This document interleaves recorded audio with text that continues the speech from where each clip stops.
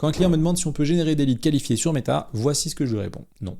Non, je déconne. Je dis oui, mais à condition de mesurer l'intégralité du tunnel de vente. En fait, il y a beaucoup d'entreprises qui pilotent leur campagne au coût par lead, ou CPL pour les intimes. Mais le problème du CPL, c'est que ça reflète en rien la qualité d'un lead. Au contraire. Tu peux avoir un excellent CPL et un ROAS de merde, comme tu peux avoir un excellent ROAS et un CPL de merde. Le vrai indicateur à suivre dans les stratégies de génération de leads, c'est le taux de transformation. Parce que c'est lui qui permet le calcul du coût par acquisition, CPA, et donc du ROAS, retour sur investissement publicitaire. La formule est très simple, le coût par acquisition est égal au coût par lead multiplié par le taux de transfo, et le ROAS est égal au panier moyen divisé par le coût par acquisition. Prenons deux exemples pour illustrer ça. Dans l'exemple numéro 1, on a un CPL, donc un coût par lead de 10 euros. Le taux de transfo est d'à peu près 2% et le panier moyen est de 1000 euros. Ce que ça veut dire, c'est qu'il faut 50 leads à 10 euros pour faire une vente, donc on a un coût par acquisition de 500 euros. Le panier moyen étant de 1000 euros, 1000 divisé par 500, on a un ROAS de 2. Maintenant, prenons un deuxième exemple. On a un CPL de 50 euros, donc 5 fois plus cher que l'exemple numéro 1, mais cette fois, on a un taux de transfo de 20%. Ce que ça veut dire, c'est qu'il faut 5 leads à 50